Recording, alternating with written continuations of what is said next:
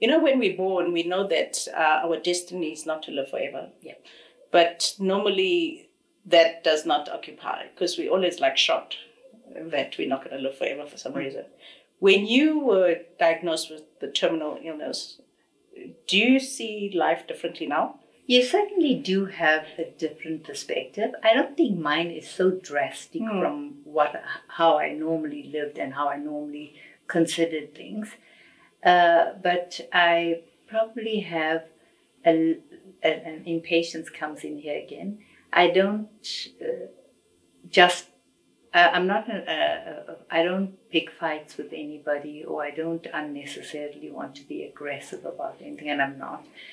But I just think that I don't want to tolerate something just for the sake of it, so that's one of the things that's different.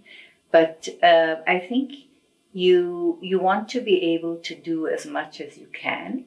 And fortunately for me, I've really been, had the pleasure and really a blessing that I've been able to do a lot of the things that I wanted to do and have actually done it. And there aren't many things that I contemplated, but it seems like we foodies, our whole family, we love eating at the different restaurants and cool places, and we love traveling.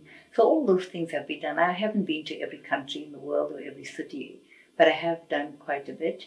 So I think a lot of people it gives them the opportunity to sit and think about, what have I not done? What should have been done? I don't know when this is going to end. I have to tell you, though, that this doesn't bother me in the least bit. Having cancer, it just doesn't bother me. I just think it's one of the things that's happened. I just carry on as normal. I remember writing a note. We have a magazine at SABRIC, an internal newsletter, and they call it the SABRIC Yak. And I wrote I normally write a piece every month in it, or every second month when the mag comes out. And I remember saying to the team, soon after I was diagnosed with cancer, that was July 2018, and I said to them, look, this has come as a shock.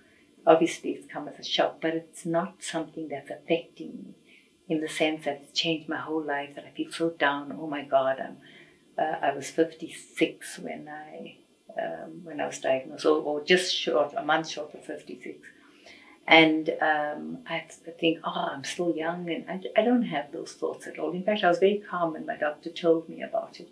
My husband had just left to come home to get me something, and the hospital is nearby here. And the doctor, pulmonologist, came in, and she said she was so upset. And she was watery-eyed. Oh. And she said, because she knew me, and she said, I'm so sorry to tell you that this is what it is. And I said to her, it's fine, we'll deal with it, whatever it is.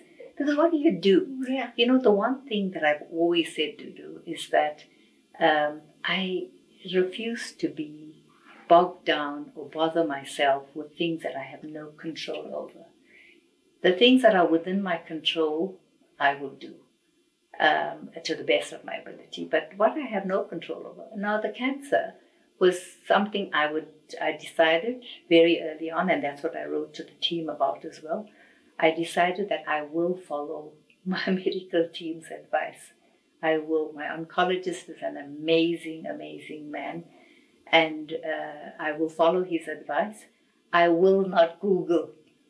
When they told me that I had adenocarcinoma of both my lungs, and it had gone metastasis to some of my bones.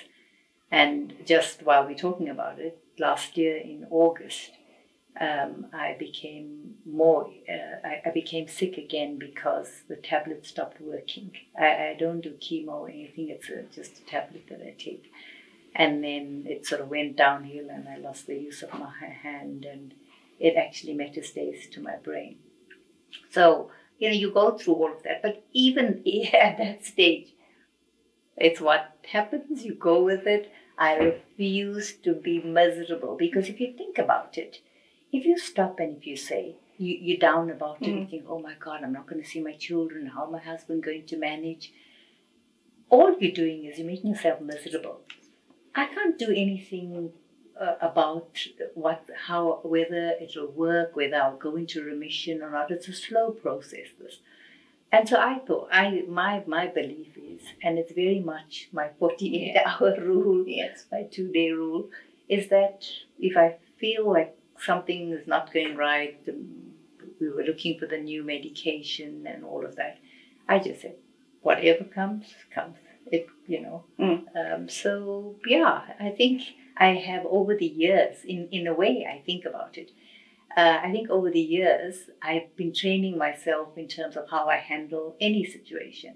And I think it was, in a sense, almost planned, the practice was preparation for this. Yes. Because I handle it as anything else. Yeah, I must say, it's nothing you wish on anybody. But if anybody experiences that, part of what I see in you is part of what I wanted to share. Because, you going through this and the mindset you seem to have around it, and even us around you, get that you give us the positivity instead of you getting the positivity from us. And I think that's also helps with the dis-ease in life when our body's experiencing something, because you're not artificially positive. Yeah. It's just, It's just how it is. And that's the part I'm very touched by.